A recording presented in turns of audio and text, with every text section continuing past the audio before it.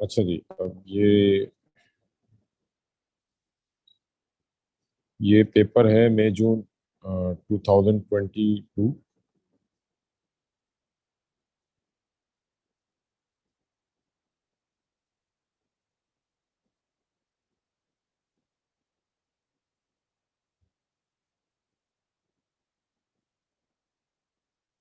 ठीक है जी, ये मई जून 2022 जो है ये पेपर है, पेपर 12। ठीक है, पेपर 12 जो है ये हम डिस्कस कर रहे हैं। तो चलें इसको स्टार्ट कर लेते हैं।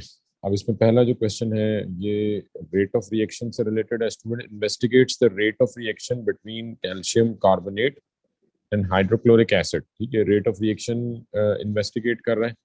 तो ये कैल्शियम कार्बोनेट है dissolved in hydrochloric acid. The volume of gas in the syringe is recorded after 1 minute. ठीक है, तो ये syringe है, इसमें गैस कलेक्ट हो रही है और हर मिनट के बाद गैस का वॉल्यूम नोट किया जा रहा है। Experiment is repeated using different concentrations of hydrochloric acid.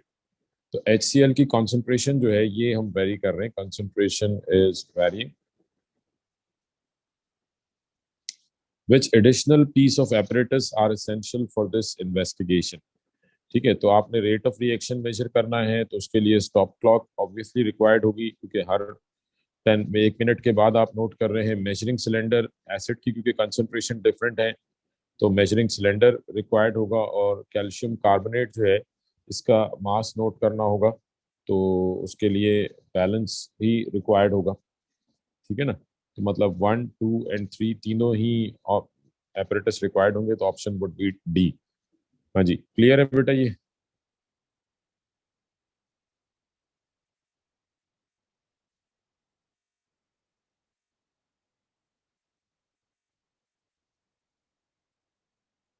अच्छा, नेक्स्ट क्वेश्चन देखते हैं। विच statement is correct? Which statement is correct? A mixture of liquid with boiling points which differ by 35 degrees centigrade can be separated by distillation. ठीक है, तो a mixture of liquids with boiling point which differ by 35 degree centigrade they can be separated. तो miscible liquids जहाँ पे boiling point का difference, basically distillation में आप जो सेपरेशन करते हैं वो किस बेस के ऊपर करते हैं? Based on their boiling point. तो इसका मतलब ऑप्शन ए जो है ये करेक्ट ऑप्शन है। और बाकी अगर हम देखें तो locating agents are needed to identify the colours present in ink. Locating agents जो है कलरलेस के लिए रिक्वायर्ड होते हैं, तो ये रॉन्ग है। The desalination of sea water to produce pure water is achieved by fractional distillation. Desalination जो है ये मतलब simple evaporation up to dryness method से की जाती है, तो ये भी रॉन्ग है। The RF value of a dye in a chromatogram can be calculated using the formula RF distance traveled by solvent. ये distance travel by spot upon distance travel by solvent होता है, तो ये भी रॉन्ग है। तो option A जो है ये करेक्ट ऑप्शन है। सम reactions of an aqueous solution of compound X are given.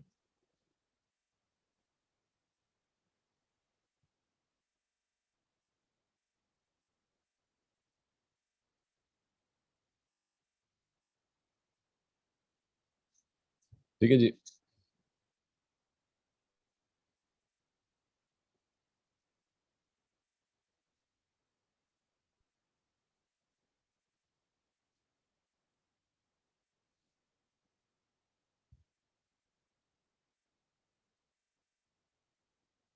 अच्छा जी, तो some reactions of an aqueous solution of compound X are given. When a few drops of aqueous sodium hydroxide are added, a white precipitate is formed. ठीक है, तो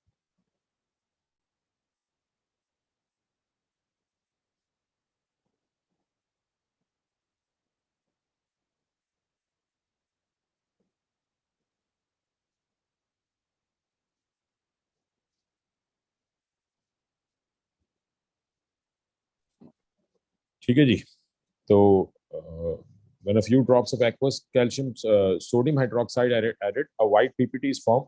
a white PPT बन रहा है, तो इसका मतलब it could be aluminum ion और it could be zinc ion.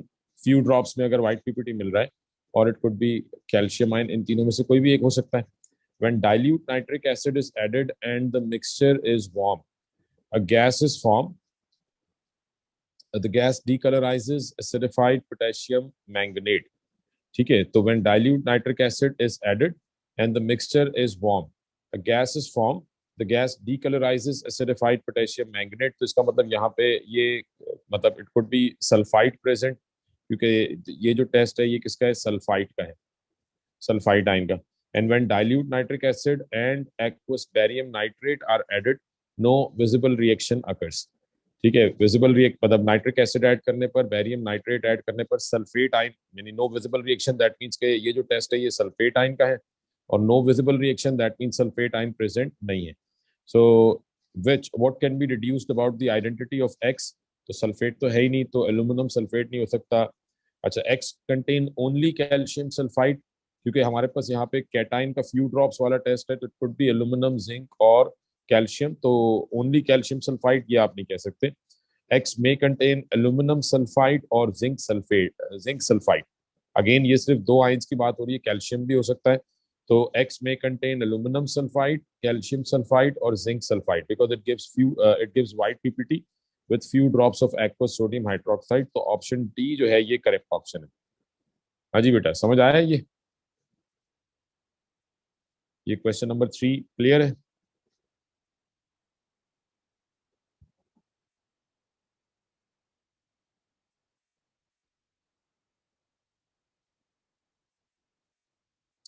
अच्छा जी, नेक्स्ट क्वेश्चन है which set of changes to the conditions increases the volume of gas.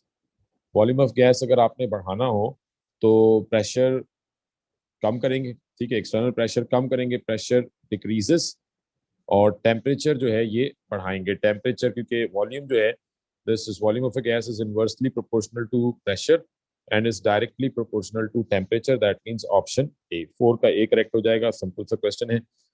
Ethylamine gas and hydrogen chloride gas react together to form a white solid ethylamine hydrochloride. At which position in the tube would a ring of solid white ethylamine hydrochloride is formed?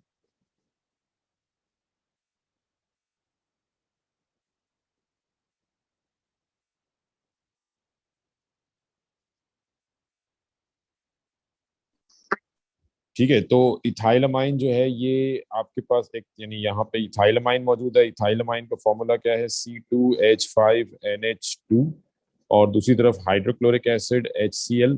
तो किस point पे ये टकराएंगे ये हमें decide करना है. तो इनमें से हैवी गैस कौन सी है, इथाइलामाइन. इथाइलामाइन का मास ज्यादा होगा एज कम्पेयर टू HCl. तो इसका मतलब इथाइलामाइन, अगर आप इसका MR कैलकुलेट करें तो इथाइलामाइन का MR कितना आ रहा है, 12 × 2 + 5 + 14 + 2.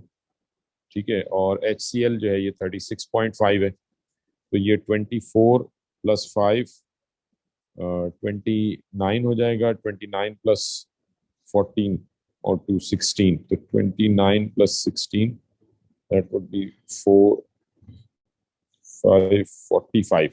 तो इथाइलामाइन हैवियर है, तो इसका मतलब it diffuses slower then HCl. तो ऑप्शन क्या हो सकता है, it would B option A. Option A पे इनके टकराने के चांसेस ज्यादा होंगे बिकॉज इथाइलामाइन डिफ्यूजेस स्लोली. ठीक है जी, नेक्स्ट क्वेश्चन है element X can be represented by the symbol 14x6. Which statement about an atom of element X are correct? कौन सी स्टेटमेंट करेक्ट है, इट हैज 6 इलेक्ट्रॉन्स, तो ए करेक्ट है. It has 8 protons, ये wrong हो गया. ठीक है, इसमें 6 प्रोटॉन्स हैं. और it is an isotope of carbon, क्योंकि एटॉमिक नंबर 6 है, that means it could B N isotope of carbon. And it is an isotope of nitrogen, तो एटॉमिक नंबर 6 है, तो ये कार्बन नाइट्रोजन का आइसोटोप नहीं हो सकता. That means option C 1 and 3. Two isotopes of chlorine are 35 and Cl37. Using these isotopes and carbon 12 and hydrogen, how many different relative molecular masses are possible for the compound with molecular formula C2H3Cl3? तो molecular formula क्या है, C2H3Cl3. अब इसमें carbon का मास fixed है, hydrogen का मास fixed है, सिर्फ क्लोरीन का मास वेरी कर रहा है. तो अब हमारे पास ऑप्शन क्या हो सकते हैं कि या तो तीनों क्लोरीन 35 हो, या दो 35 हो, एक 37 हो, या फिर एक 35 और दो 37 हो क्लोरीन, या फिर तीनों ही 37 हो। तो टोटल 4 ऑप्शंस जो है ये बन जाते हैं हमारे पास। ठीक है जी, ये 7 क्लियर है सबको? हाँ जी बेटा, इसमें कोई problem?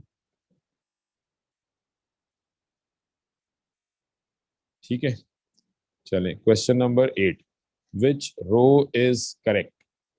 Elements, graphite, iron, compound, methane, water. Compound, methane भी कंपाउंड है, वाटर भी कंपाउंड है। मिक्सचर्स, एयर मिक्सचर है बट कॉपर मिक्सचर नहीं है, तो ए नहीं हो सकता। ठीक है, बी देखते हैं। बी, ग्रेफाइट, आयरन एलिमेंट्स हैं, सैंड, वाटर ये कंपाउंड है। ठीक है, और एयर एंड ब्रास ये मिक्सचर है। ठीक है, तो ये सैंड का फॉर्मूला क्या है? SiO2, और वाटर का फॉर्मूला क्या है? H2O। तो ये दोनों कंपाउंड है, तो that means option B is the correct option. Which statement about ionic compounds is correct? कौन सी स्टेटमेंट करेक्ट है? They are all solids at room temperature, तो ये पहली स्टेटमेंट ही करेक्ट हो जाएगी। ठीक है, उसके बाद अगर हम देखें, they all conduct electricity at RTP, no they conduct electricity only in liquid phase. They are all soluble in water, all are not soluble in water. There are some ionic compound which are insoluble. They all have strong intermolecular forces. Ionic compound में intermolecular forces होती ही नहीं। ठीक है, molecule of tetrafluorosilane is shown in the dot and cross diagram. Only the outer shell electrons are shown.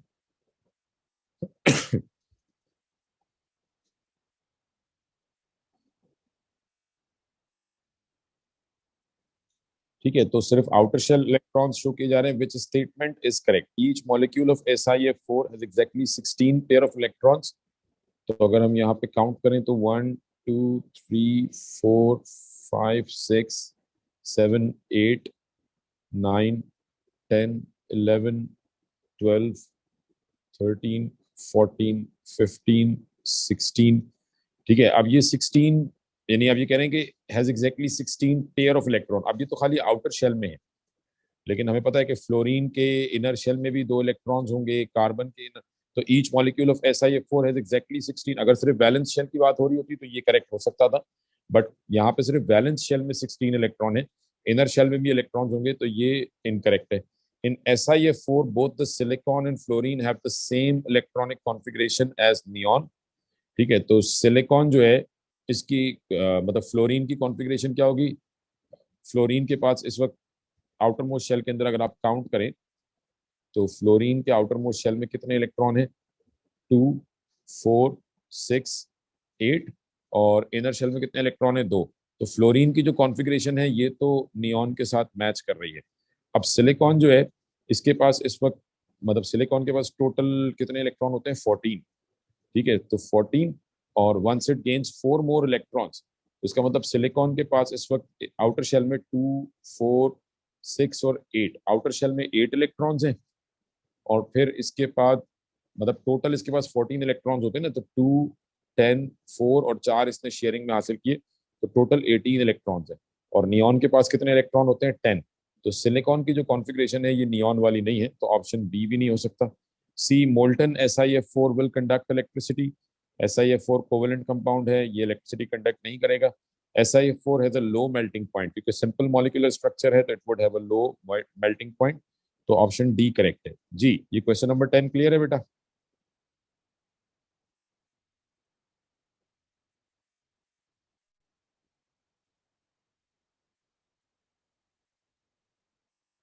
7 repeat करना है। 7 क्या था? अच्छा, इसमें बेटा समझ, इसमें सिंपल आप ये देख लो ना कि आपको ये कहा जा रहा है कि क्लोरीन जो है it could be either Cl35 और इट कुड बी Cl37। ठीक है, बाकी कार्बन जो है ये फिक्स्ड है, कार्बन 12 एंड कार्बन हाइड्रोजन। तो मतलब जो मास डिफर करेगा वो किसकी वजह से करेगा? क्लोरीन की वजह से। तो अब 3 क्लोरीन है, तो हमने कहा पहला ऑप्शन तो ये हो सकता है कि तीनों क्लोरीन 35 हो। फिर दूसरा ऑप्शन क्या हो सकता है कि पहले दो 35 हो, दूसरा 37 हो। तीसरा आपने कहा कि एक 35 और दो 37 हो, मतलब ये हम पॉसिबिलिटीज निकाल रहे हैं। और चौथी पॉसिबिलिटी क्या है कि तीनों ही 37 है। 3 क्लोरीन है ना, तो ये 4 पॉसिबिलिटीज बन सकती हैं। बाकी कार्बन और हाइड्रोजन का मास तो मिक्स, मतलब वो तो फिक्स्ड है। हाँ जी, समझ आई ये बात।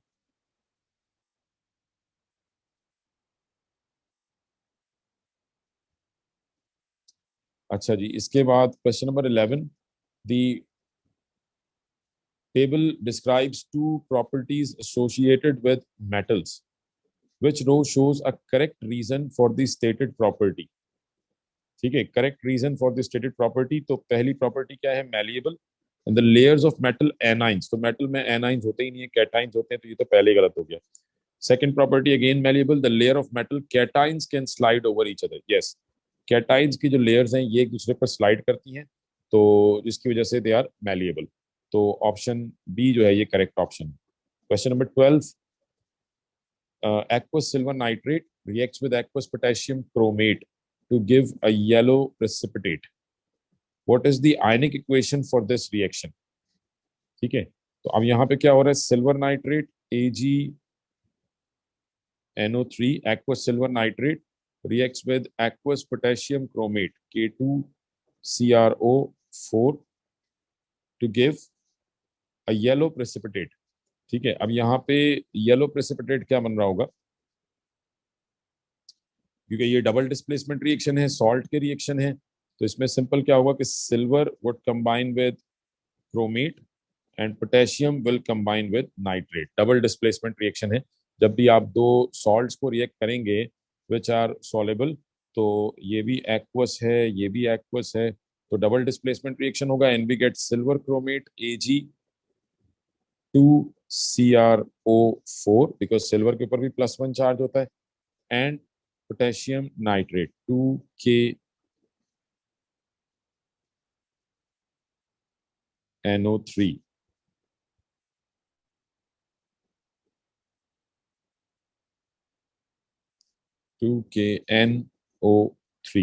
ठीक है, अब अगर हम इसको बैलेंस करें तो यहाँ 2 सिल्वर हैं, तो it would be 2 silver nitrate.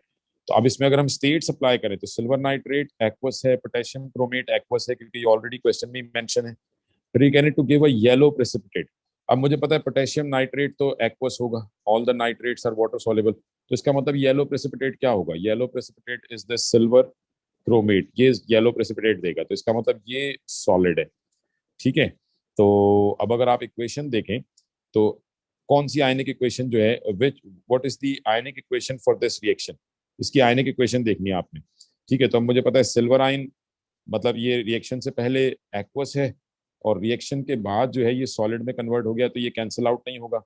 Nitrate reaction से पहले भी एक्वस है, बाद में भी एक्वस है, तो नाइट्रेट कैंसिल आउट होगा। ठीक है, नाइट्रेट कैंसिल हो जाएगा, पोटेशियम भी पहले भी एक्वस है, बाद में भी एक्वस, ये भी कैंसिल आउट हो जाएगा। तो अब आपके पास क्या बच गया, we are left with 2 moles of Ag plus AQ plus 2 moles of, sorry 1 mole of chromate ion CrO4 minus AQ gives Ag2CrO4 solid. ठीक है, तो ये आपकी इक्वेशन होगी, और ये कौन सी इक्वेशन है, ऑप्शन सी। यानी आपने स्पेक्टेटर्स को कैंसिल आउट कर दिया, और स्पेक्टेटर्स को कैंसिल करने के बाद वी गेट ऑप्शन सी। जी, ये 12 क्लियर है बेटा सबको।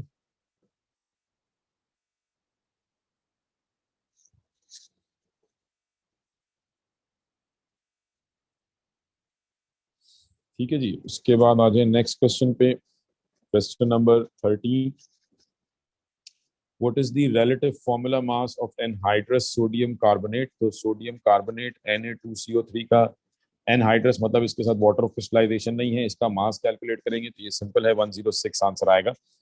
Which contain the greatest mass of solute. ठीक है, किसमें सॉल्यूट का मास सबसे ज्यादा है।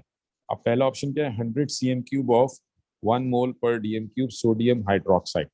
तो हम यहाँ से मोल्स कैलकुलेट कर लेते हैं, मतलब चारों में हम सॉल्यूट क्या है, यहाँ पे सॉल्यूट है सोडियम हाइड्रोक्साइड, तो हम मोल्स कैलकुलेट करते हैं। मोल्स के लिए फॉर्मूला क्या है, N = C/V। तो कंसंट्रेशन क्या है, 1 मल्टीप्लाई बाय 100 डिवाइडेड बाय 1000। ठीक है, इसको आप सॉल्व कर लें, यहाँ से मोल्स आ जाएंगे। इसको अगर हम सॉल्व करें तो यहाँ से मोल्स आ जाएंगे 100 डिवाइडेड बाय 1000, ये आ जाएंगे 0.1 मोल्स।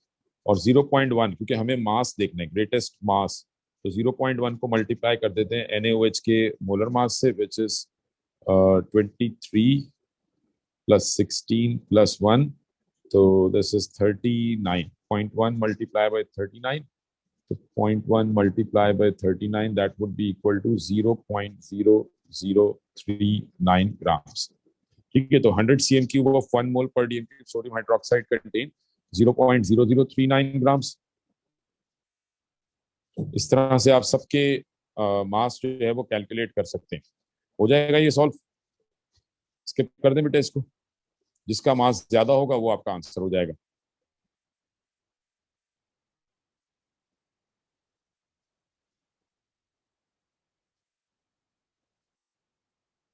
ठीक है जी, क्लियर है बेटा ये सबको?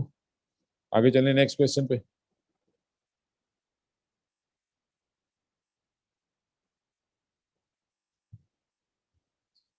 अच्छा जी, उसके बाद नेक्स्ट क्वेश्चन है, how many tons of aluminium oxide, how many tons of aluminum oxide are required to produce 27 tons of aluminum? ठीक है, to produce 27 tons of aluminum, how many tons of aluminum oxide are needed? तो आप simple equation लिख लें aluminium oxide से, मतलब how can we get aluminium from aluminium oxide.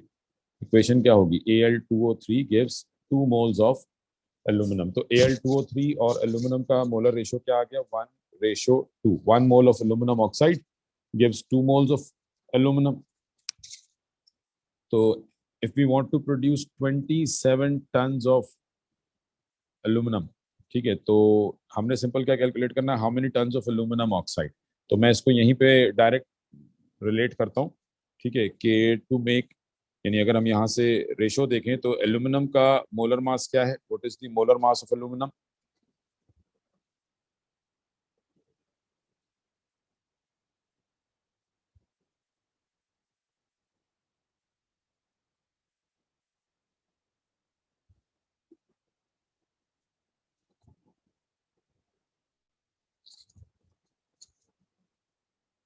हाँ जी बेटा, ये इसको सॉल्व करना है आगे या छोड़ दूंगा, कर लेंगे ये?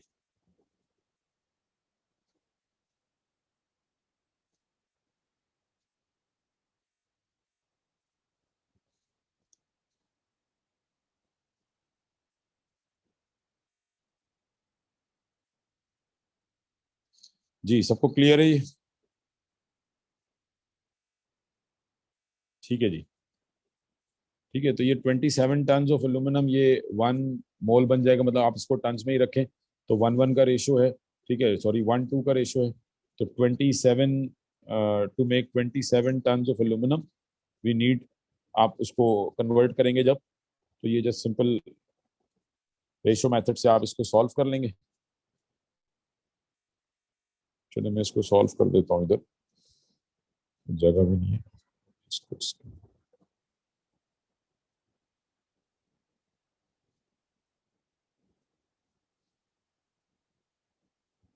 ठीक है, तो Al2O3 का MR आप कैलकुलेट करने, पहले 27 multiply by 2 plus 16 multiply by 3।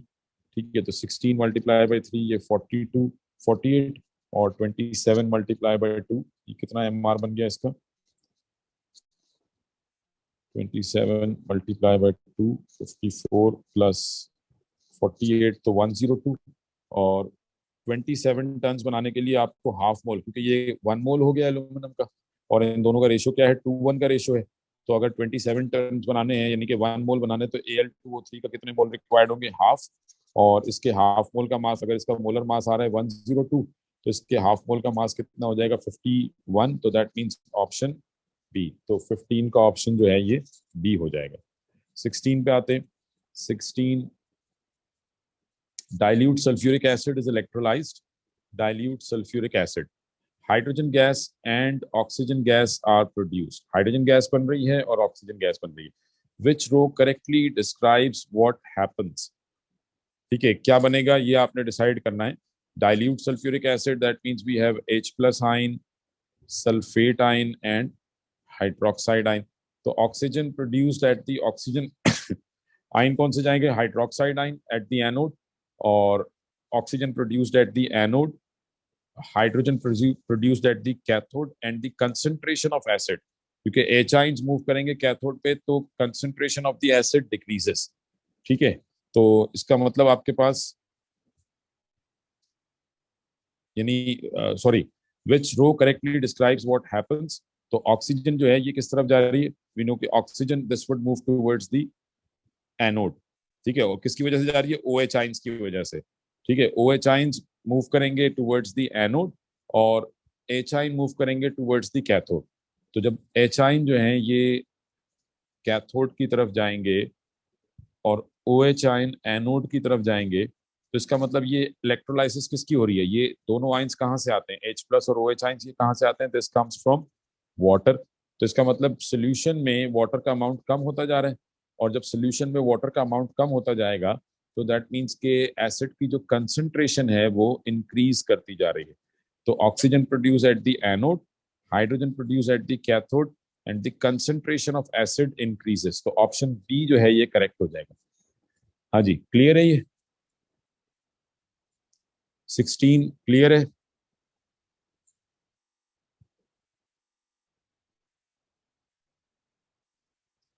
ठीक है, उसके बाद नेक्स्ट क्वेश्चन पे आते हैं 17। विच aluminum can be extracted by the electrolysis of aluminum oxide dissolved in molten cryolite? What which reaction takes place during the electrolysis? तो reaction at the anode, anode पे कौन सा रिएक्शन होगा? ऑक्साइड आइन जाएंगे, और कैथोड पे एल्यूमिनम आइन जाएंगे। तो ये ऑप्शन डी, ये तो आसान सा है। Which reaction is exothermic? Combustion of methane, obviously पहला ऑप्शन ही एक्सोथर्मिक है। तो क्रैकिंग ऑफ हाइड्रोकार्बन्स के लिए एनर्जी रिक्वायर्ड होगी, डिकम्पोजिशन के लिए भी एनर्जी रिक्वायर्ड होती है, फोटोसिंथेसिस भी एंडोथर्मिक रिएक्शन है। What is the correct balance equation in enthalpy change for the complete combustion of butanol? Butanol की करेक्ट बैलेंस्ड इक्वेशन, तो ये अगर हम देखें तो क्योंकि कंबस्शन है तो इसका मतलब ऑप्शन बी और डी तो नहीं हो सकते, बिकॉज कंबस्शन जो है वो उसमें डेल्टा एच नेगेटिव होगी। ठीक है, तो इसका मतलब आइदर बी और सी, ये तो इनकरेक्ट हो गया। अब सिर्फ मुझे बैलेंसिंग देखनी है, क्योंकि ए और सी दोनों की डेल्टा एच सेम है।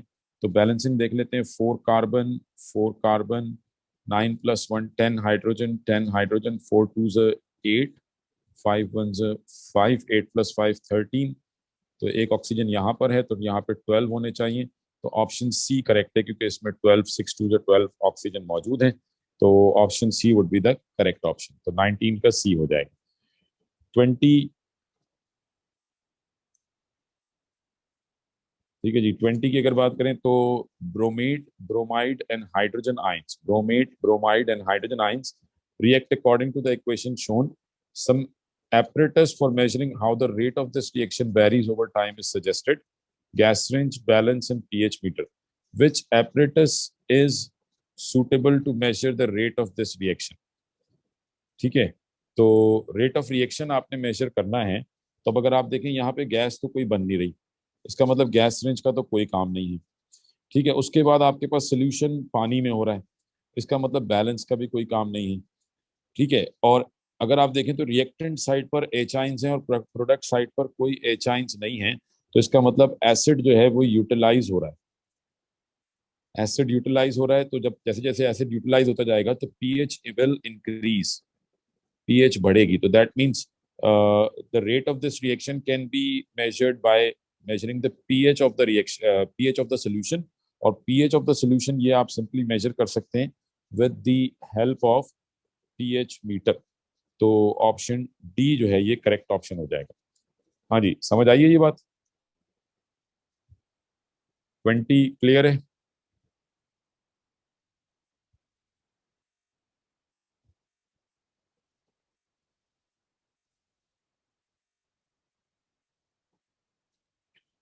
Twenty one 25 cm³ of 1 mole per dm³ hydrochloric acid and reacts with 10 grams of a solid to produce a gas। ठीक है, एसिड को आपने रिएक्ट किया है, एसिड की कंसंट्रेशन जो है वो वॉल्यूम और कंसंट्रेशन गिवन है। तो solid is in excess solid excess में है, इसका मतलब HCl जो है this is our limiting reactant. The graph labelled first experiment shows the volume of gas produce over time. Graph P and Q shows the volume of gas produced under different conditions. ठीक है, तो ये जो first experiment वाला graph है ये आ गया आपके पास. which changes in conditions produce graph P and Q if all other conditions are kept the same. ठीक है, तो अब अगर आप देखें तो Q में वॉल्यूम जो है वो कम बन रहा है. ठीक है, Q में वॉल्यूम कम बन रहा है और स्लो रेट के ऊपर बन रहा है, और P में वॉल्यूम सेम बन रहा है बट रेट ऑफ रिएक्शन बढ़ गया है. ठीक है, तो P uses a higher temperature because temperature बढ़ाने से अमाउंट तो उतना ही रहेगा बट रेट ऑफ रिएक्शन बढ़ जाएगा. तो लोअर टेम्परेचर तो हो नहीं सकता. P uses a catalyst. P could be, यानी ये भी हो सकता है P uses a catalyst and Q has a lower temperature. लेकिन Q में आप देखें कंसंट्रेशन भी कम बन रही है, तो इसका मतलब ये नहीं हो सकता. P uses 25 cm3 और मोर कंसंट्रेटेड एसिड. नहीं, अगर आप ज्यादा एसिड यूज करेंगे P में तो सेम वॉल्यूम नहीं बन सकता. P uses a higher temperature and Q uses 25 cm3 of more dilute acid. तो जब आप डाइल्यूट एसिड यूज करेंगे तो एसिड की कंसंट्रेशन कम हो जाएगी, और एसिड की कंसंट्रेशन कम हो जाएगी तो मोल्स भी कम हो जाएंगे and we get less volume of acid. ठीक है, आपको कम वॉल्यूम मिलेगा. P uses a smaller pieces of solid and Q uses larger pieces of solid. तो इसमें तो मतलब दोनों में सेम वॉल्यूम बनना चाहिए था, बस रेट ऑफ रिएक्शन का फर्क आता, तो डी भी नहीं हो सकता. That means option C correct option. हाँ जी, ये 21 क्लियर है बेटा.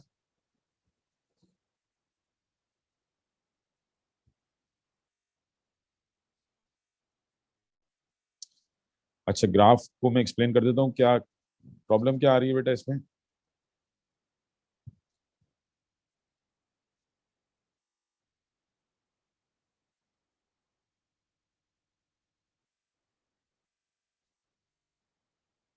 देखें यहाँ पे, इसको आप, एक मिनट में इसको इरेज करता हूँ.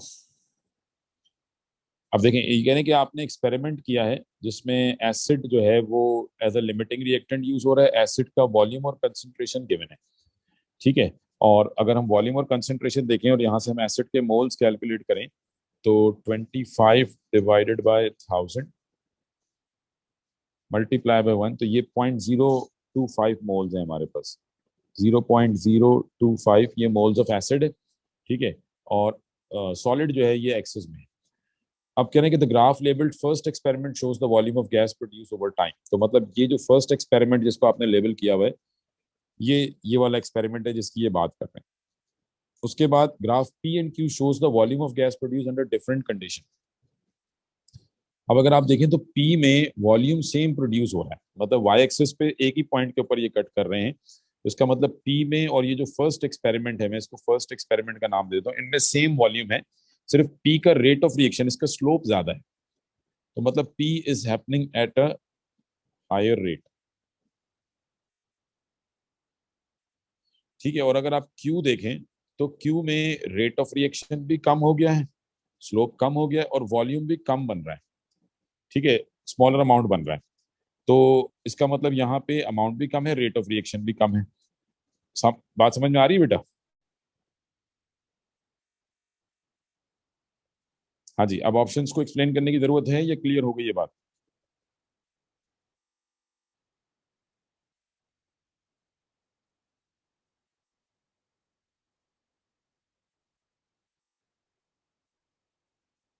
ठीक है जी, ठीक है ना. तो ऑप्शन सी जो है ये करेक्ट ऑप्शन हो जाएगा. उसकी वजह क्या है कि मतलब अगर आप देखें तो ये सिंपल कहते हैं कि P uses a higher temperature. तो जब आप टेम्परेचर बढ़ाएंगे तो रेट ऑफ रिएक्शन बढ़ जाएगा बट वॉल्यूम सेम रहेगा. And Q uses 25 cm3 of more dilute acid.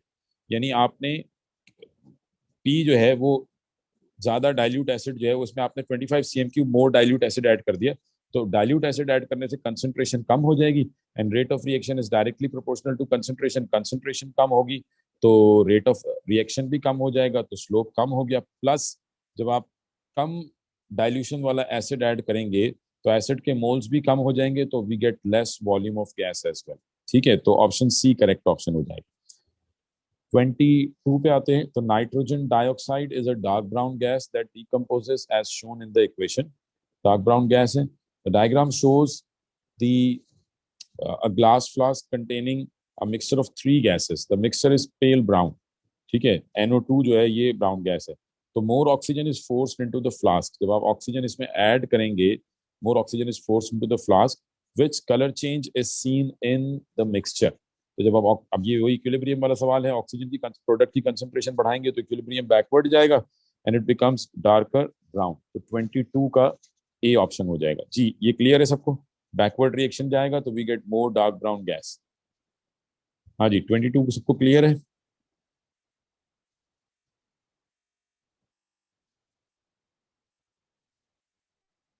अच्छा जी, नेक्स्ट है 23. Which what is an observation of an oxidation process. Oxidation process की ऑब्जर्वेशन देखनी है आपने. तो ब्लू कॉपर सल्फेट. ठीक है, blue copper sulphate crystals turning to white powder when heated.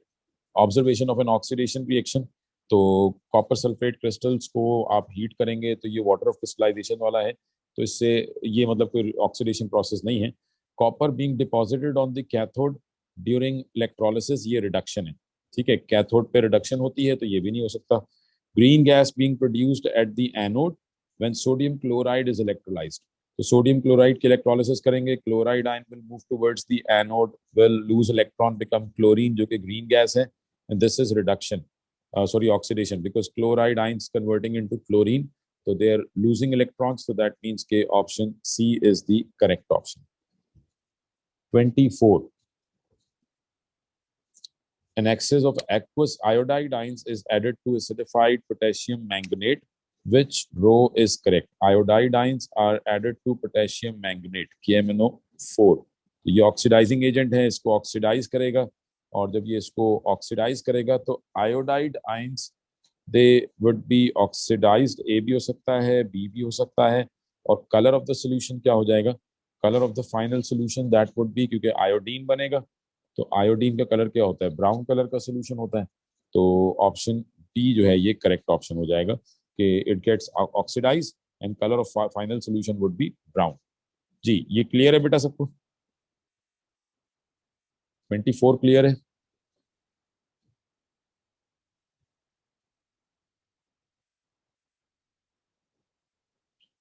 अच्छा जी, 25. When ammonia gas is dissolved in water, a reversible reaction takes place. Ammonia gas dissolved in water, reversible reaction occurs. Which statements are correct? कौन सी statements correct हैं? Ammonia is an alkali because it produces hydroxide ion in the solution. तो ये बिल्कुल correct option है. Ammonia alkali है. The pH of the solution is 7. ठीक है, अब देखें OH ions बन रहे हैं तो pH of the solution तो कभी भी 7 नहीं हो सकती, तो ये तो wrong है. ठीक है, उसके बाद adding hydroxide ions to the mixture at equilibrium produces more ammonia. तो अगर आप OH ion ऐड करेंगे, OH ion की कंसंट्रेशन बढ़ेगी तो इक्विलिब्रियम बैकवर्ड जाएगा, and when it moves backward we get more ammonia. तो ऑप्शन 3 भी करेक्ट है, 1 भी करेक्ट है, तो that means B, option B is the correct answer. 26. 3 dilute solution of acid each with a concentration of 0.01 mole per dm cube. 3 dilute solution है acid के, तीनों की कंसंट्रेशन सेम है, are reacted separately with excess calcium carbonate until there is no further reaction. The same volume of acid is used each time. ठीक है, तो 3 dilute acid हैं, तीनों की कंसंट्रेशन भी सेम है, and we are using same volume of acid as well. The carbon dioxide produce, क्योंकि जब आप एसिड को रिएक्ट करेंगे किसके साथ? सोडियम कार्बोनेट के साथ, तो कार्बन डाइऑक्साइड गैस बनेगी. तो the carbon dioxide gas produce is collected and its volume measured. All measurements are at room temperature and pressure. ठीक है, तो अब ये कह रहे हैं कि एसिड 1 की पीएच कितनी है? 2.0, और volume of carbon dioxide gas produce 20 centimetre cube. Acid B की पीएच है 1.7, वॉल्यूम प्रोड्यूस 40. एसिड 3 की पीएच है 3.4, वॉल्यूम प्रोड्यूस 20. तो what are the possible identities of acids? तो देखें आपने सेम वॉल्यूम यूज किया है, सेम कंसंट्रेशन है, और अगर हम देखें तो यहाँ पे ऑप्शन 2 में we are getting more volume of acid. ठीक है, तो इसका मतलब अगर हम एसिड ए को हाइड्रोक्लोरिक एसिड मान लें, if acid A is hydrochloric acid, ठीक है, तो बी क्या होना चाहिए? अब क्योंकि HCl hydrochloric acid monoprotic acid है, तो ये जितना भी वॉल्यूम देगा same volume of sulphuric acid diprotic acid है, तो same volume of sulphuric acid would get double volume, 2 times volume, क्योंकि इसमें 2 H+ आयन है। ठीक है, तो if acid 1 is hydrochloric acid then acid 2 must be sulphuric acid. ठीक है, और देखें एसिड 3 की जो कंसंट्रेशन, अच्छा उसके बाद एसिड 3 में भी सेम वॉल्यूम बन रहा है, इसका मतलब एसिड 1 और एसिड 3 जो हैं ये दोनों जो है वो मोनोप्रोटिक हैं, लेकिन एसिड 3 की पीएच कम है, एसिड 3 की पीएच कम है, that means acid 1 stronger acid है, तो इसका मतलब ये only option A is the correct option, क्योंकि सी में आपके पास नाइट्रिक और हाइड्रोक्लोरिक एसिड है, दोनों की कंसंट्रेशन दोनों ऑलमोस्ट स्ट्रॉन्ग एसिड है, तो पीएच तकरीबन सेम होनी चाहिए, तो ऑप्शन ए करेक्ट ऑप्शन हो जाएगा कि acid 1 is HCl and acid 3 is ethanoic acid, दोनों का वॉल्यूम सेम है, लेकिन पीएच जो है वो इथेनोइक एसिड की ज्यादा होगी, और acid 2 must be sulphuric acid, क्योंकि ये डबल वॉल्यूम दे रहा है। हाँ जी, क्लियर है ये 26?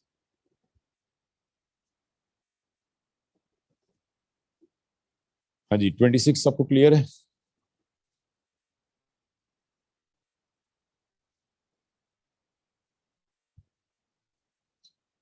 चलो जी, 27, the steps for the preparation of a pure sample of sodium nitrate are listed। अच्छा, ये तो पढ़ना पड़ेगा।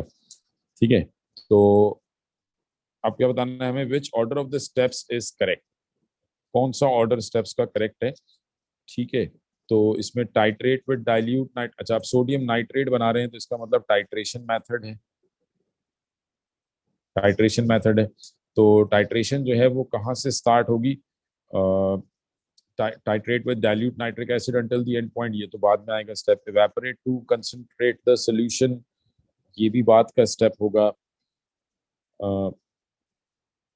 rinse out the conical flask, add indicator, pipette a known volume of aqueous sodium hydroxide into the conical flask, ये पहला step होना चाहिए, pipette a known volume of aqueous sodium hydrochloric, और मतलब 5, अगर आप देखें पहला स्टेप 5 सिर्फ ऑप्शन डी में है, तो अब मैं यहीं से इसको चेक करता हूँ, 4 एड इंडिकेटर, ठीक है ये चीज सही है, उसके बाद 1 titrate with dilute nitric acid until the end point is seen, तो 5 4 1 टाइट्रेशन होगी, उसके बाद 3 rinse out the conical flask की वॉशिंग करेंगे और फिर दोबारा करेंगे विदाउट इंडिकेटर, तो 3 हो गया, 3 के बाद 7 क्या है, repeat using the same volume of aqueous sodium hydroxide and but no indicator, ठीक है 7 करेक्ट है, then option 2 evaporate to concentrate the solution, ठीक है जो आपको सोल्यूशन मिल गया उसकी कंसंट्रेशन को बढ़ाएंगे, और finally cool and filter to remove crystals, तो क्रिस्टलाइजेशन हो जाएगी, तो option D correct option.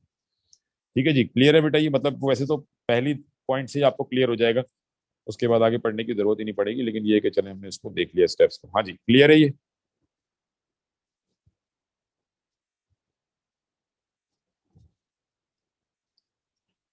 Next 28, a white compound is insoluble in water, a white compound is insoluble in water, which cations and anions could be present in this compound।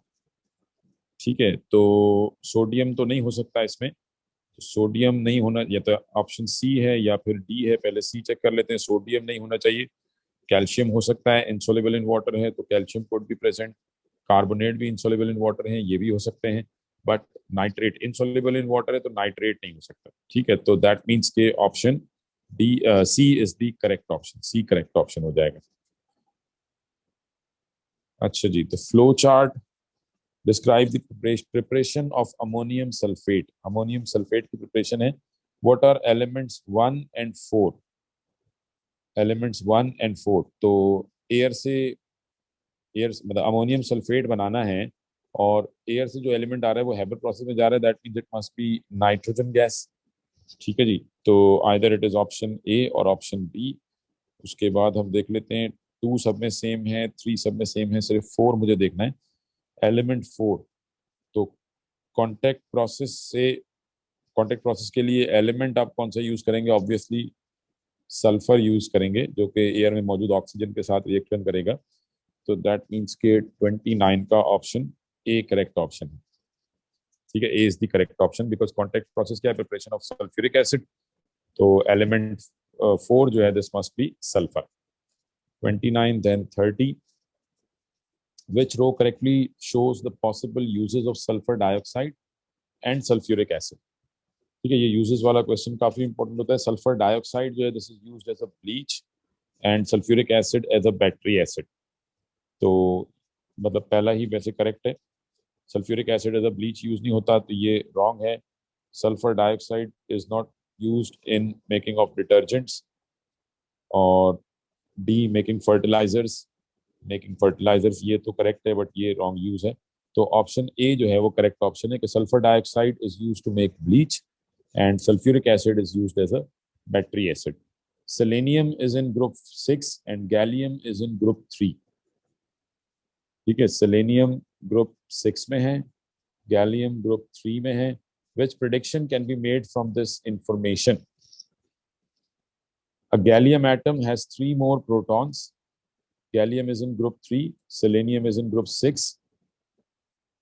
ठीक है, तो अगर आप इन दोनों की पोजीशन देखें पीरियोडिक टेबल में,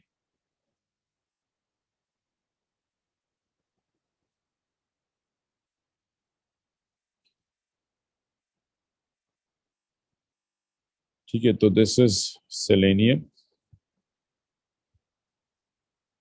और ये गैलियम है। ठीक है, तो सेलेनियम का एटॉमिक नंबर है 34 और गैलियम 31 है, मतलब गैलियम छोटा एटम है एज कम्पेयर टू सेलेनियम। ठीक है, तो a gallium atom has 3 more protons than a selenium atom. तो गैलियम जो है ये छोटा एटम है तो इसमें प्रोटॉन कम होंगे, तो ऑप्शन ए तो इनकरेक्ट है। Gallium is more likely to form negative ion than selenium. Selenium group 6 का एलिमेंट है तो this is more likely to form negative ion, तो बी भी इनकरेक्ट। सेलेनियम एटम है fewer valence electron than gallium, selenium में 6 valence electron है। Selenium has more non metallic character than gallium. Yes, group 6 वाला जो element होगा वो ज्यादा नॉन मेटालिक होगा, तो ऑप्शन डी करेक्ट हो जाएगा, 31 का D. 32, which statement about some metals and their compounds is correct? कौन सी स्टेटमेंट करेक्ट है ये हमें देखना है। तो calcium reacts with cold water but not with steam is correct. तो कैल्शियम अगर कोल्ड वाटर से रिएक्ट करेगा तो स्टीम से भी करेगा, तो ये तो रॉन्ग है। Lead carbonate decomposes at a higher temperature, decomposes at a higher temperature than zinc carbonate. हाँ जी, lead carbonate decomposes at a higher temperature than zinc carbonate. Zinc देखिए, हमने आपको याद होगा हमने थर्मल स्टेबिलिटी ऑफ कार्बोनेट्स पढ़ा था, तो जितना रिएक्टिव मेटल होगा zinc is more reactive than lead. ठीक है, तो जिंक का जो कार्बोनेट होगा इसको ब्रेक करना मुश्किल होगा as compare to lead carbonate. तो ये कह रहे हैं lead carbonate decomposes at a higher temperature, तो ये तो रॉन्ग हो गया। Lead carbonate less reactive metal का कार्बोनेट है, जिंक कार्बोनेट मोर रिएक्टिव का है, तो जिंक कार्बोनेट को ज्यादा एनर्जी रिक्वायर्ड होगी, ये ज्यादा स्टेबल होगा, तो ये भी इनकरेक्ट है। Magnesium can be extracted from its oxide by heating strongly with carbon. No, carbon can only be used if it is more reactive than the metal. तो magnesium is more reactive than carbon, तो आप magnesium को carbon के through extract नहीं कर सकते। Pure aluminum react with cold dilute hydrochloric acid. Yes, it is highly reactive, so it can react to 32 का D option correct हो जाएगा। The diagram shows an experiment to determine the percentage of oxygen in air। ठीक है, अब ये आपके पास एक bell jar है जिसमें ये कैंडल है जो कि जलाई गई है, लिट कैंडल है और इसमें वाटर है। Which diagram shows the correct level of water after the candle stops burning. ठीक है, once the candle stops burning तो यहाँ मौजूद ऑक्सीजन का वॉल्यूम कम हो जाएगा, ऑक्सीजन यूटिलाइज होगी तो एयर का वॉल्यूम कम होगा, तो ये जो लेवल है ये राइज करेगा। ठीक है, यहाँ कम हो रहा है ये तो हो ही नहीं सकता, इसमें दोनों एक साथ बढ़ रहे हैं ये भी नहीं हो सकता। ये ऑप्शन करेक्ट होगा क्योंकि जब यहाँ पे वॉल्यूम कम होगा, डिक्रीज होगा, तो ये लेवल ऊपर की तरफ आएगा और ये लेवल ऑटोमेटिकली नीचे आएगा, और इतना ज्यादा ऊपर नहीं आ सकता। देखिए इसमें भी ऊपर आ रहा है ये नीचे आ रहा है, लेकिन हमें पता है कि एयर में ऑक्सीजन की क्वांटिटी कितनी होती है, 21% अराउंड। ठीक है, तो अगर ये आपके पास टोटल एयर है तो इसका 21% हमें मतलब हम प्रिडिक्शन कह सकते हैं कि दिस इज अराउंड 21, बट ये तो ऑलमोस्ट हाफ हो गया, तो this one is not correct, option C is correct. जी, ये 33 क्लियर है बेटा। मतलब अगर हम डी को करेक्ट मांगे तो मान लें तो इसका मतलब तो ये है कि एयर में अराउंड 50% ऑक्सीजन है, तो विच इज नॉट करेक्ट। जी ये क्लियर है।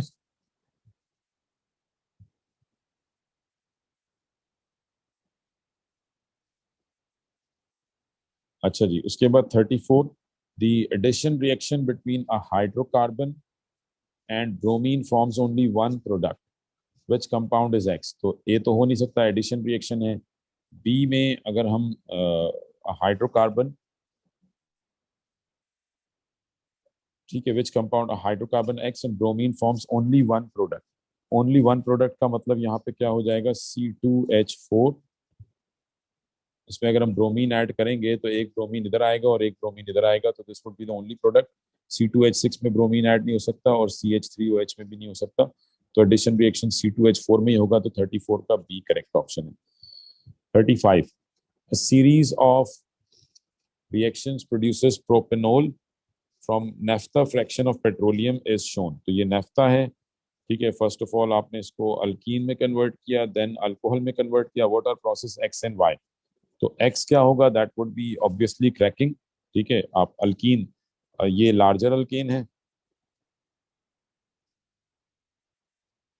लार्जर अल्केन अल्कीन में कब कन्वर्ट होगा, क्रैकिंग। तो इधर ए और बी। और फिर वाई क्या है, this is reaction with steam not fermentation. Fermentation से सिर्फ इथेनॉल बनता है, तो that means option A is the correct option, 35 का ए।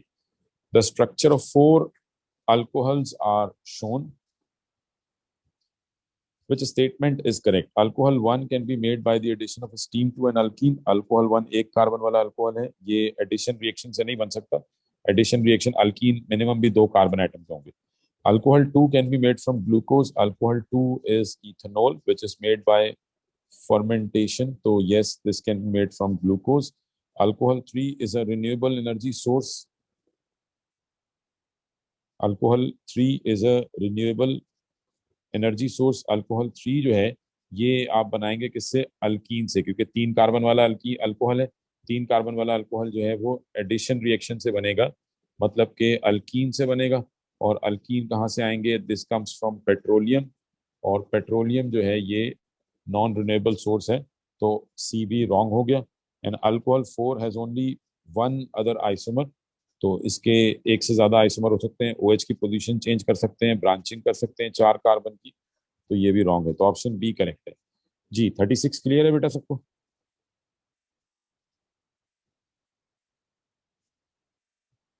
जी 36 क्लियर है।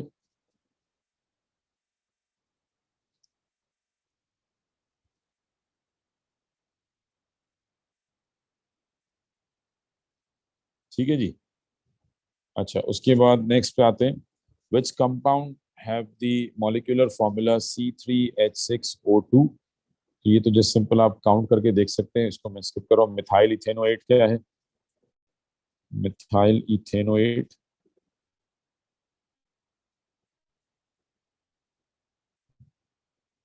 This is methyl ethanoate, ethyl methanoate.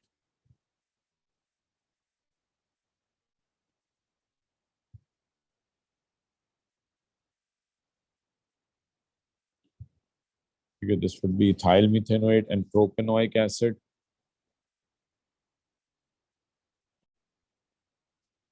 तो अगर आप इसमें काउंट करें तो 1 2 एंड 3 तीनों का ही मॉलिक्यूलर फॉर्मूला C3H6O2 बनेगा, तो ऑप्शन डी करेक्ट हो जाएगा। अच्छा जी 38, an organic compound has the empirical formula CH2O। ठीक है, आपके पास कोई ऑर्गेनिक कंपाउंड है, इसका molecular formula CH2O, which row shows a possible correct name and structure of this compound। ठीक है, तो एम्पेरिकल फॉर्मूला मीथेनॉल का, एम्पेरिकल फॉर्मूला मीथेनॉल क्या है, CH3OH। तो अगर हम इसको सिंप्लीफाई करें तो CH4O, तो इसका एम्पेरिकल फॉर्मूला कभी भी CH2O नहीं बन सकता, तो ए तो इनकरेक्ट है। मीथेनोइक एसिड CH3COOH, इसको अगर हम देखें तो एक, दो कार्बन, चार हाइड्रोजन, दो ऑक्सीजन, इसको सिंप्लीफाई करेंगे तो ये बन सकता है। ठीक है, मीथेनोइक एसिड।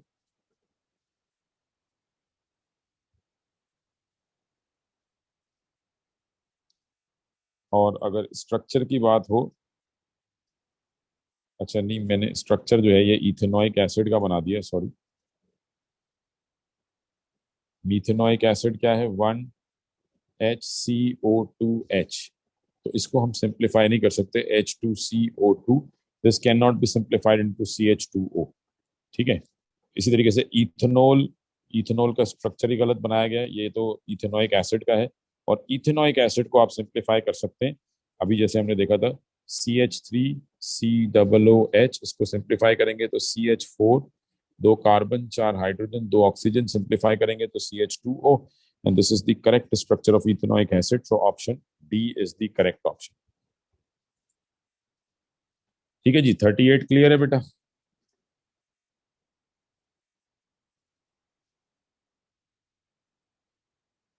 हाँ जी, इसमें कोई कंफ्यूजन?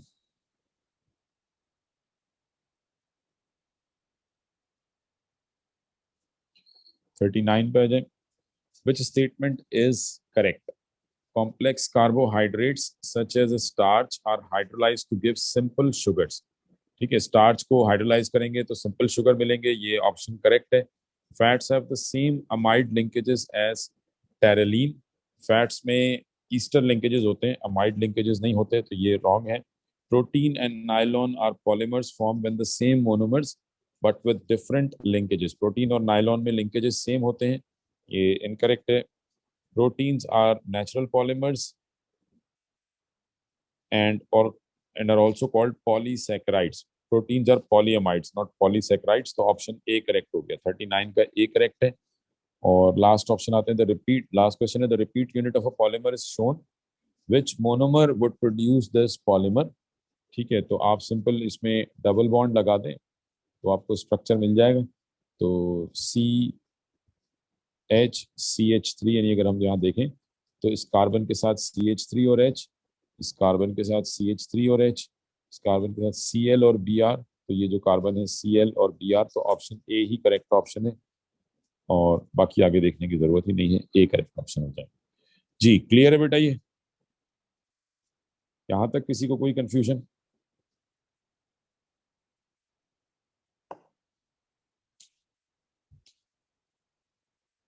ठीक है जी, the diagram shows the structure of a compound called ethanoic anhydride. ठीक है, ये इथेनोइक एनहाइड्राइड है।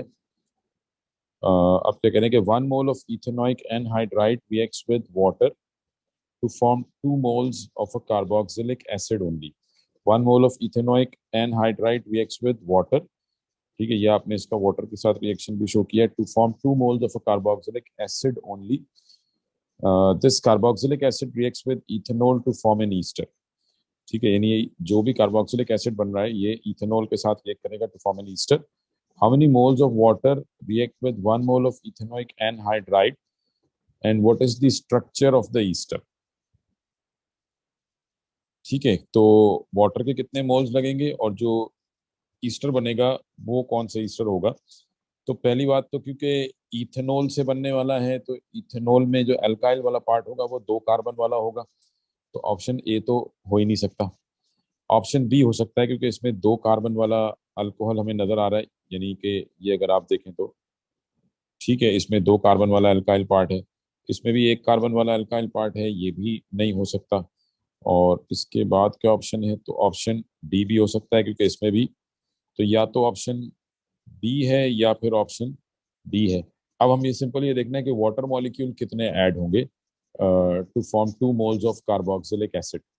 ठीक है, तो अगर हम इसको हाइड्रोलाइज करें, यानी ये जो अगर आप इस स्ट्रक्चर को देखें, एनहाइड्राइड के स्ट्रक्चर को,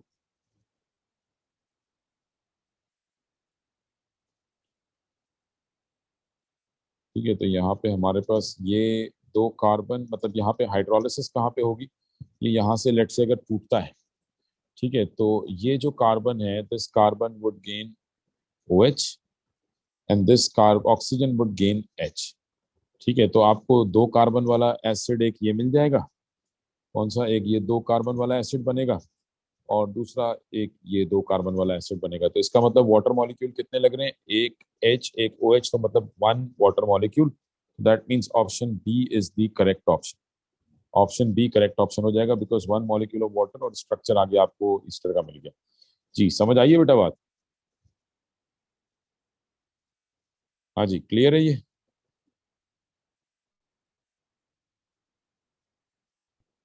हाँ जी, ये एक और क्वेश्चन है।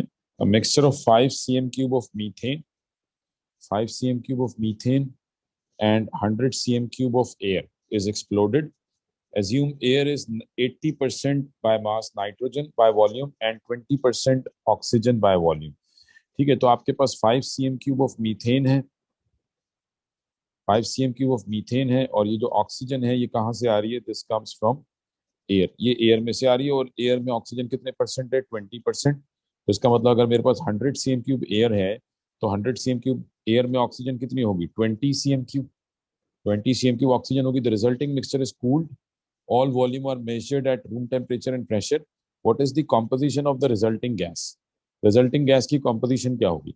तो अब क्योंकि 1 मोल ऑफ मीथेन का और ऑक्सीजन का रेशियो क्या है, अगर आप देखें तो 1 mole of methane we expect 2 moles of oxygen, तो 1:2 का रेशियो है। और यहाँ पे हमारे पास 5 cm क्यूब मीथेन है, 20 cm क्यूब ऑक्सीजन है, तो इसका मतलब मीथेन लिमिटिंग रिएक्टेंट है। तो five if we have 5 cm cube of methane gas, तो कार्बन डाइऑक्साइड कितनी बनेगी? ये दोनों का 1:1 का रेशियो है, मीथेन का और CO2 का, तो कार्बन डाइऑक्साइड भी कितनी बनेगी? 5 cm क्यूब। तो ऑप्शन ए करेक्ट लगता है। उसके बाद ऑक्सीजन कितनी बचेगी? मीथेन और ऑक्सीजन का रेशियो क्या है? 1:2, मीथेन और ऑक्सीजन का। तो अगर मीथेन 5 cm क्यूब है, तो ऑक्सीजन कितनी यूज होगी? 10। तो इसका मतलब टोटल कितनी है? 20 में से 10 यूज हो गई, तो बच कितनी गई? 10 बच गई। तो इसका मतलब 10 cm की वो ऑक्सीजन आपको मिलेगी, ये भी करेक्ट है, अभी तक सही चल रहा है। और क्योंकि एयर में 80% नाइट्रोजन है, तो 20 cm क्यूब एयर में ऑक्सीजन था, तो बाकी का 80 cm क्यूब क्या होगा? नाइट्रोजन, तो वो तो रिएक्ट ही नहीं कर रहा, तो नाइट्रोजन तो एज इट इज आपको मिल जाएगा, ये भी करेक्ट है। And 10 cm cube of steam. अब अगर आप देखें तो मीथेन का और वाटर का रेशियो क्या है? 1:2 का, लेकिन यहाँ पे वाटर लिक्विड फेज में है, तो स्टीम तो मिलना ही नहीं है हमें।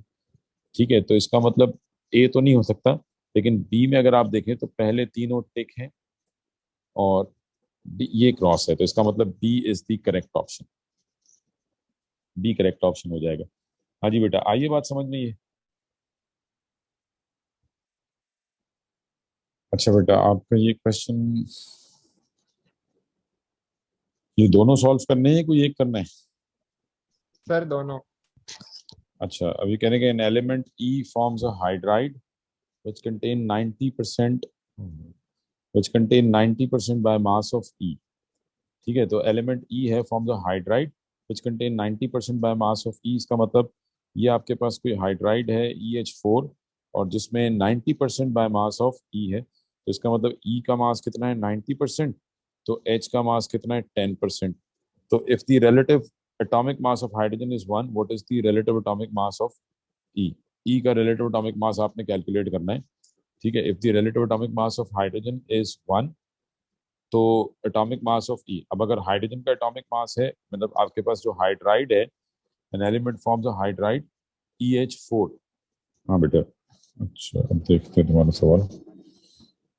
हाँ जी, तो क्या था कि an element E forms a hydride which contain 90% by mass of E. ठीक है, तो 90% इसमें ई है और 10% हाइड्रोजन है। If the relative atomic mass of hydrogen is 1, what is the relative atomic mass of E? ठीक है, अच्छा अब इसको क्या है कि मतलब एक तो ये है कि मैं डायरेक्ट इसको ऐसे सॉल्व करूं कि मैं कहूं कि अगर मैं ए आंसर एज्यूम कर लूं कि अगर ए का मतलब अगर ई का मास है 9, तो हाइड्रोजन का मास कितना है? 1, तो ये टोटल कितना हो जाएगा? 13। ठीक है, तो अब पहले तो हम ये देख लेते हैं कि क्या 9 मतलब 9 जो है वो 13 का 90% बन रहा है या नहीं बन रहा। अगर बन रहा है तो इसका मतलब ये ऑप्शन करेक्ट हो सकता है। ठीक है, तो आप इसको सिंपल ये चेक कर लो कि ये 13 का 90% है या नहीं है। तो ये अराउंड 70% आ रहा है, तो ए तो नहीं हो सकता। और बी को अगर हम एज्यूम करें तो 36+4 ये 40, तो क्या 36 जो है ये 90% है, तो 36 डिवाइडेड बाय 40 दैट इज 90%, ये करेक्ट ऑप्शन बन जाएगा। समझ आ रही बात? जी सर। ठीक है, तो ये बी जो है ये करेक्ट आंसर आ जाएगा। उसके बाद 10 देखो, a piece of chalk has a mass of 23 grams. ठीक है, कोई पीस ऑफ चॉक है जिसका मास कितना है? 23 gram. Chalk is impure calcium carbonate. When analyzed, the chalk is found to contain 0.226 moles of pure calcium carbonate. What is the percentage purity of the piece of chalk?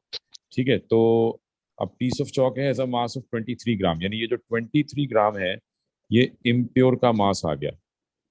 सही है। ठीक है, अब इसमें कह रहे हैं कि प्योर कैल्शियम कार्बोनेट कितना है 0.226।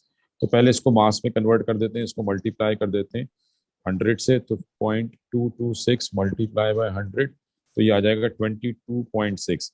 यानी सही चौक है। में 23 ग्राम चौक में कैल्शियम कार्बोनेट कितना है 22.6। तो 6। परसेंटेज प्योरिटी कैसे निकलेगी, mass of pure substance, pure substance कितना है 22.6 divided by mass of impure 23 सही है। मल्टीप्लाई बाय 100, यहाँ से निकल आएगा आंसर। ठीक है। समझ आ गई बात? आ गई सर।